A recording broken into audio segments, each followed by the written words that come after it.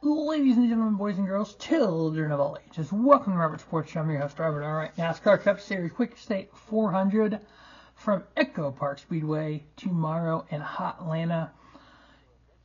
I know a lot of people like we're not going to call it anything but Atlanta Motor Speedway. It's a sponsorship deal.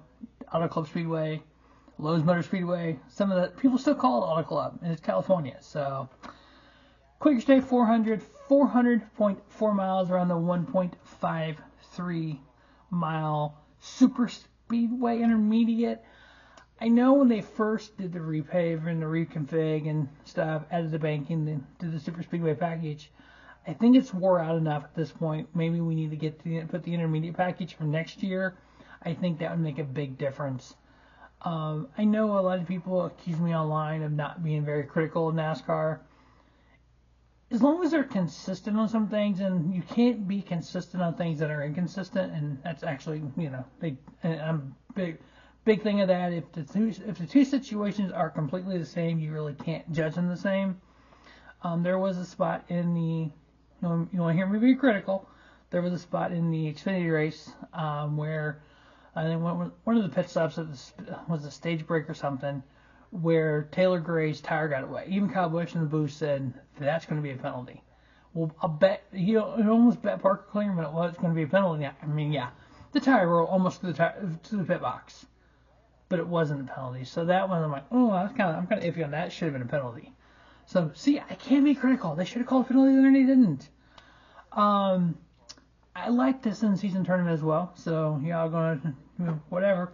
All right, so 260 laps, 3 stages. I know people hate the stage breaks, but he almost says the same thing Mark Martin did. Fuel window is 63 to 67 laps. Make those stages more than a fuel run. So if we can go 67 laps, so 70, so you got 3 stages. So what would that be? Even if you didn't even 86 laps. So you could do 75, and 90 to get your 260, or no, 75, 75, and 110. That gets your 260, and then each stage you have to have a pit stop. Why not do something like that? I mean, I know some people hate stage races, and I get that, your opinion, but I agree with Mark Martin on that one. He said in the interview with Kenny Wallace, make the stages more than a fuel run or what tires would be. That way you have to pit each stage regardless. And I think that would bring some more strategy. That would give some more of that what can happen kind of deal. When are you going to pit? Are you going to split it in half? What are you going to do with that? Last 7 races at Echo Park Speedway. Chevrolet won 4, Toyota won 4-2. For the last 7 races, now this is since the refig in 2022 with the Gen 7 car as well. For the 7 races, 10 plus cautions. Now, in those 7 races, only twice has the leader led more than 2 laps at the end. So typically, last lap or last 2 laps is when the winner. But William Byron, he has 2 wins in that time. He led the last 10 and the last 19. So if William Byron is leading with 10 to go, more than likely he's winning. Anybody else, either 1 or 2 laps to go, will have the final pass for the lead. In those last 3 races, so it was kind of last year than this spring, average running position, Austin Cindric 6.87, Ryan Blaney 7.46, William Byron 10.49, Joey Logano 11.0, Todd Gilliland 11.57, Kyle Busch 11.74, Ross Chastain 12.24, Chase Elliott 14.66, Bubba Wallace 14.86, and Josh Berry 16.28. In the 7 races since that refig in 2022, Ryan Blaney average finish 6.71, Chase Elliott 10.16 with a win, AJ Allmendinger 11.0, Daniel Suarez 11.0 and 1 win. We know that 3 wide photo finish. Ross Chastain 11.42, Kyle Busch 12.14. He needs a good run. Carson Hocevar 12.33, Joey Logano 13.28 and 2 wins. Austin Cindric 14.28 and Justin Haley 14.85. In the last 3 races, the 2 races last year and the one this spring, average finish, Ryan Blaney 3.0, Kyle Busch 5.76, Ricky Stenhouse Jr. 8.33, Ross Chastain 9.33, John Hunter 10.0, Daniel Suarez 12.0, Carson Hocevar 12.33, Christopher Bell 13.0, Joey Logano 13.3, Chase Elliott 13.66. As for my NASCAR Fantasy Live lineup, I'm going with 3 Penske cars, Joey Logano, Austin Cindric, Ryan Blaney, then Chase Elliott and Kyle Busch, and in the garage I have Ross Chastain. The 4 head-to-heads, same 4 head-to-heads that are on the in-season tournament. Busch over Brett Keselowski, Joey Logano over Alex Bowman, Tyler Reddick over Kyle Larson. Yes, I have Kyle Larson going out in the first round. Ross Chastain over... Can't read my own handwriting there.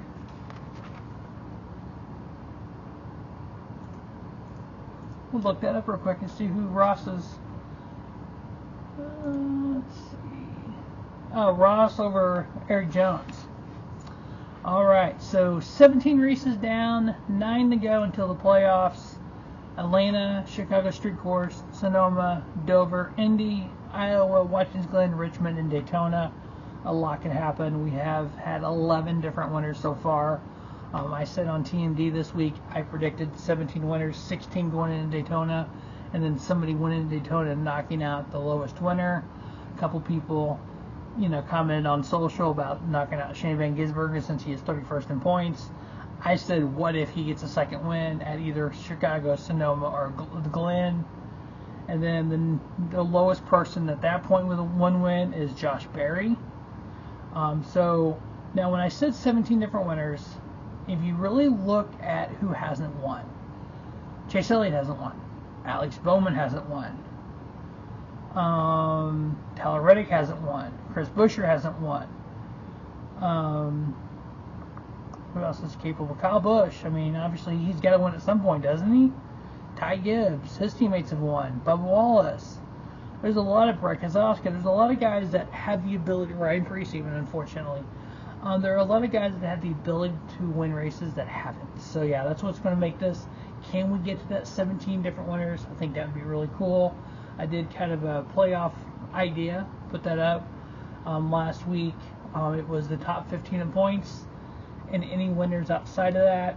So right now, if that was the thing, top 15, and then there's only 2 winners outside of that, Josh Berry and Shane Van Gisbergen. So, but anyway, so we have William Byron leading the way, a 54-point lead for the regular season title. Again, you get extra bonus points for that, 15. He's got 1 win. Kyle Larson's got 3 wins. Now, a lot of people talk about get rid of playoffs or in full season. William Byron's almost got a 4-race points lead. I know there's people that go, well, but they're not racing the same. Yeah, but you know what? Here's the thing, though. Y'all want to go and say, well, this, that, and the other about last year and the year before and the year before that. They weren't racing non-playoffs. So you can't pick and choose which, okay. It's okay to look at last year and say Joe Logano shouldn't have won it. He was 15th in points. He's the undeserving champion. But when I make that statement, well, you can't do that because they race based on playoffs. Here's the thing, though. These drivers don't go out there and half-ass it during the race. Even Ryan Blaney said that. Ryan Blaney was like, no, we are trying to win every race because not only are we already won, we're locked in.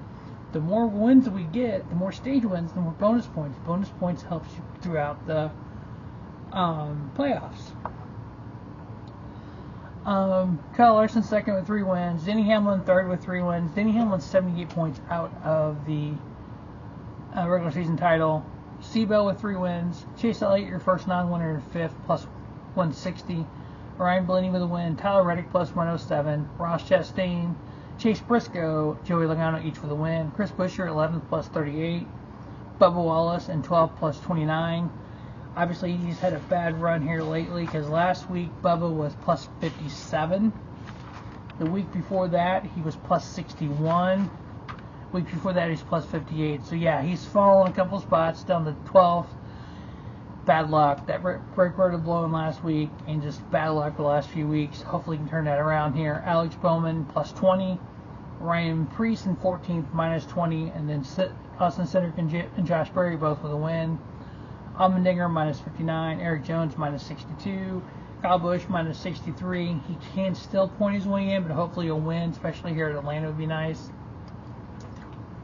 Carson hosts bar. You know that one's coming for him. Hopefully at Gateway.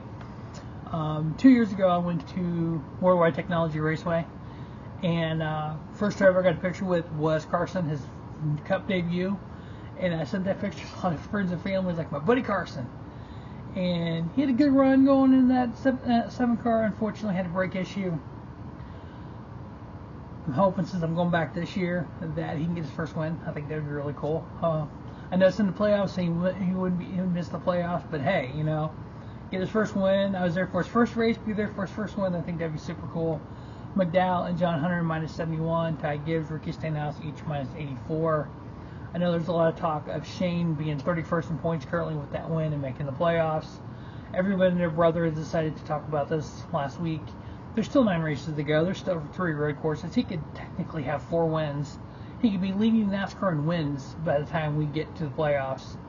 He is 56 points out of the top 25. He is 85 points out of the top 20. And I brought those two up because a lot of people have said, well, he needs to be in the top 25. He needs to be in the top 20. They come up there, or you know, whatever spot they think is good enough to make the playoffs. So he's not far behind. 3 good finishes, 3 wins. He's sitting there with 4 wins and has more wins than anybody else in NASCAR. He deserves to be in the playoffs. No Gregson, Ty Dillon, Cole, Custer, Riley Herbst, and Cody Ware rounds out the top 36. I'm going to say this here. I put this online as well. We heard that Rick Ware Racing got sold to the guy that one of the founders of Spire. My thought with that is one of the Rick Ware charters is being leased to RFK, and then they have a deal to lease the other charter next year. My thought process is they sell a charter to RFK for Priest. They sell the other charter to Legacy Motor Club. We know there's a lawsuit there. Was it 26 in the contract or 27? In 2027, Dodge returns the Cup Series. NASCAR already said when a new OEM, there's 4 charters available for a new OEM. And the new owner of Rick Ware Racing said they plan on having 3 cars. So they get 3 of the new charters for Dodge. Hayek Motorsports gets the other one and becomes a 2-car team. You've got 5 Dodges on the track in 2027. Just a thought. So far this year in wins, Bell, Hamlin, and Larson. So our current points leader is not leading in wins. He's got 1 win. Those 3 guys got 3. Larson's got 9 top 5s. Hamlin's got 8 top 5s. Bell, Blaney, and Byron are tied with 7. He's 3rd in top 5s. Larson's got 12 top 10s. Bell's got 11 top 10s. Byron's got 10. He's 3rd. Average finish, he's 3rd. Elliott's at 10.82. Bell 11.0. William Byron 11.3. So you can have points and not be one of the top 2 in wins, top 5s, top 10s, or average finish. That's an argument I've been having online about what stat matters the most. I like the fact that in NASCAR today, wins matter the most, but that's my opinion. My 4 picks to win the Quaker State 400 at Echo Park Speedway. Ryan Blaney, Joey Logano. I have something with Penske this week. I know that. I got 3 Penske cars in my NASCAR Fantasy Live lineup. I'm picking 2 to win.